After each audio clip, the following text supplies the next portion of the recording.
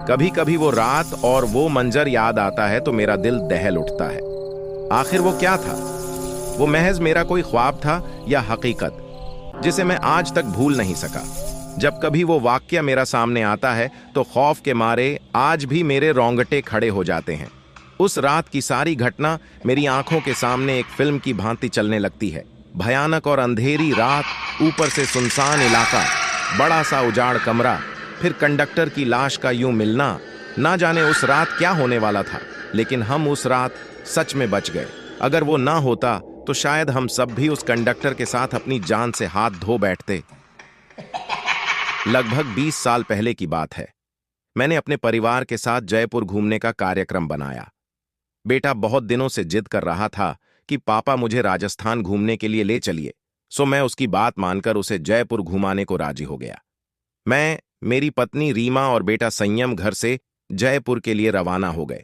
हमने 2 दिन में पूरा जयपुर घूम लिया, लेकिन मेरे पास अभी 2 दिन की छुट्टी और भी बची थी, तो मैंने सोचा क्यों ना अजमेर शरीफ भी हो आते हैं। चूंकि हमारी ये प्लानिंग अचानक हुई थी तो हमें जल्दबाजी में बस का सहारा लेना पड़ा। उस बस में और भी यात्री थे, खासकर बुजुर्गों की संख्या ज्यादा थी।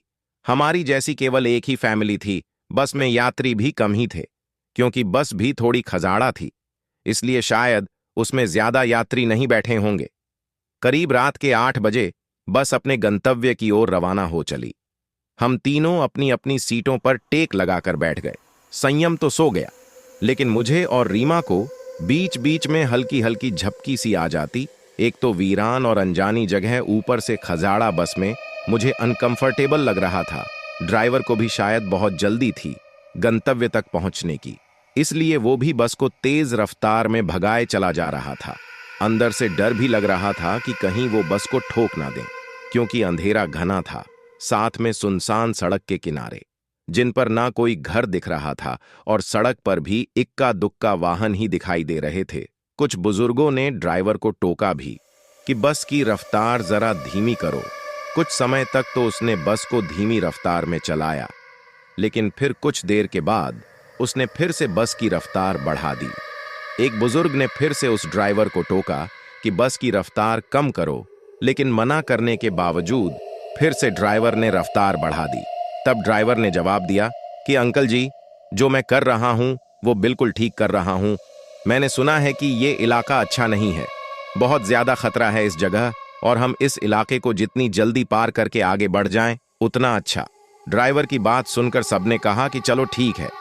बस तेज रफ्तार से आगे बढ़ ही रही थी कि तभी एक तेज आवाज के साथ बस का थोड़ा संतुलन गड़बड़ाया और बस थोड़ी दूर बढ़ी और रुक गई।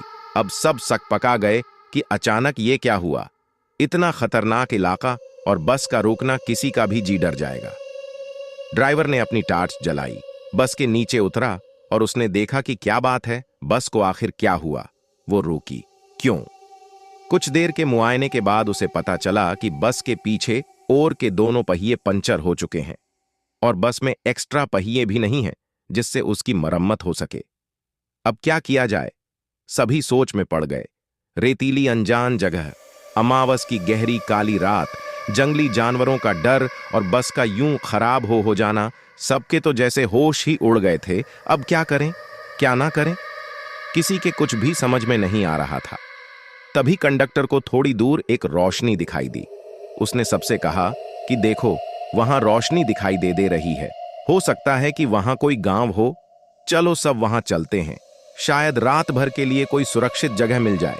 अगर एक कोठरी भी मिल गई तो तब सब वहां एक साथ बैठकर रात तो गुजार ही सकते हैं। सब कंडक्टर की बातों से सहमत हो गए।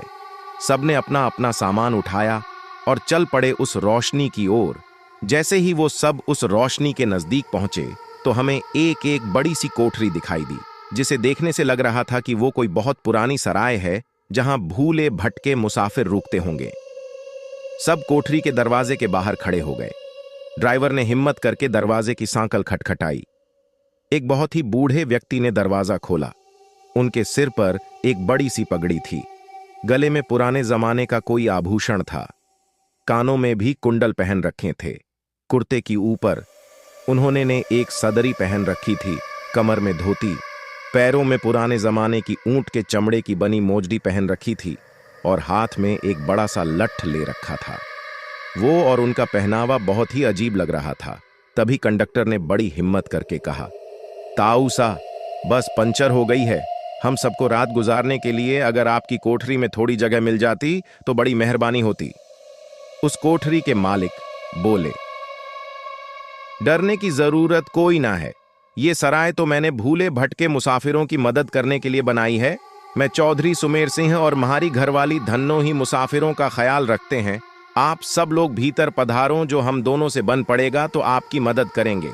कंडक्टर बोला, बहुत बहुत धन्यवाद ताऊसा, बड़ी मेहरबानी, जो इस अनजान जगह में आप हमारी मदद करने को राजी हो गए। चौधरी सुमेर सिंह बोले, इसमें धन्यवाद की के बात है, ये तो म्हारा फर्ज है। म्हारे को बहुत खुशी हुई जो आप लोग म्हारे यहां पधारे। ये रहा पानी से भरा मटका, इस बड़ी सी डलिया में पूरियां रखी हैं और उस बड़ी सी बटलोही में आलू की तरकारी होगी। ये रहे पत्तल और आप सब अपना खाना परोस लीजिए। महिलाएं धन्नों के पास चली जाएं और पुरुष मेरे साथ आ जाएं। जल्दी से सब खाना खा लो और जिसे बाहर का काम निपटाना हो वो निपटा आएं, क्योंकि 12 बजे के बाद कोई भी बाहर नहीं निकलेगा और ना मैं किसी को बाहर निकलने दूंगा और कोई भी इसका कारण नहीं पूछेगा। सबके पास अपनी अपनी हाथ घड़ी होगी। समय के अनुसार काम करके सोने के लिए लेट जाओ। ये रहे कंबल, सब बिछा लो। हम सबने चौधरी सुमेर सिंह की सारी हिदायतों के अनुसार काम किया और कंबल बिछाकर लेट गए। जिनके पास अपने अपने शायनल और चादर थे वे सब ओढ़ कर लेट गए। चूंकि मेरे पास ओढ़ने वाला बड़ा कंबल था, इसलिए मैंने बेटे को अपने साथ सुला लिया और मेरी पत्नी औरतों के साथ अपना शायनल ओढ़कर लेट गई। चौधरी जी ने एक बार फिर सबको बाहर ना जाने की हिदायत दी और सबको सोने के लिए कहा। लगभग 12 बजे के बाद ना जाने कंडक्टर को क्या सूझी, उसे बीड़ी पीने की तलब लगी और वो बाहर जाने लगा। चौधरी जी ने उसे बहुत रोका, लेकिन वो नहीं रुका। कंडक्टर के बाहर जाने के बाद चौधरी जी ने जल्दी से कोठरी के किवाड़ बंद किए और साथ में पटरे की मदद से किवाड़ को मजबूती से बंद कर दिया कि कोई भी भीतर ना आ सके, और सारे रोशनदान और खिड़कियों को भी बंद कर दिया। कुछ देर के बाद बाहर से बहुत बहुत बुरी बुरी और डरावनी आवाजें आने लगीं। साथ में कंडक्टर की भी आवाज सुनाई दी। वो चिल्लाकर बचाओ बचाओ चिल्ला रहा था। कोठरी के कुछ लोग कंडक्टर की मदद के लिए बाहर जाने लगे, लेकिन चौधरी जी ने उन्हें सब ये कह कहकर रोक दिया कि अगर सब बाहर गए तो सर्वनाश हो जाएगा। वो शैतान अगर भीतर आ गया तो हम में से कोई भी जिंदा नहीं बचेगा। सब अपनी जान के विषय में सोचकर पीछे हट गए। फिर चौधरी जी ने सबसे कहा कि सब अपनी अपनी जगह पर लेट जाएं और उनकी बात मानना हम सब की मजबूरी थी। हमने सबने वही किया जो चौधरी जी ने कहा था। एक आध घंटे बाद सबको नींद आ गई। हम सब सुबह जगे तो वहां का मंजर देखकर दंग रह गए। हम सब रेत पर लेटे थे और वहां से कोठरी गायब थी। केवल हम लोगों का सामान ही पड़ा था।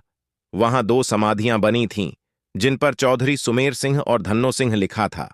हम सब ये देखकर हैरान थे कि आखिर रात को जो हुआ था वो ख्वाब था या हकीकत। तभी वहां से एक चरवाहा अपनी भेड़ों के साथ निकला। उसको हम लोगों ने सारी बात बताई तो उसने बताया कि यहां बहुत समय पहले एक सराय हुआ करती थी, जिसकी रखवाली चौधरी सुमेर सिंह और उनकी पत्नी धन्नो किया करते थे, और उन दोनों के स्वर्गवास के बाद आज भी उनकी आत्माएं भटके हुए मुसाफिर की मदद करने आती हैं। इस इलाके में बहुत शैतानी आत्माएं रहती हैं जो लोगों को कत्ल कर देती हैं, लेकिन सुमेर सिंह और उनकी पत्नी अच्छी आत्माएं हैं, इसलिए वो लोगों की मदद करने आ जाते हैं।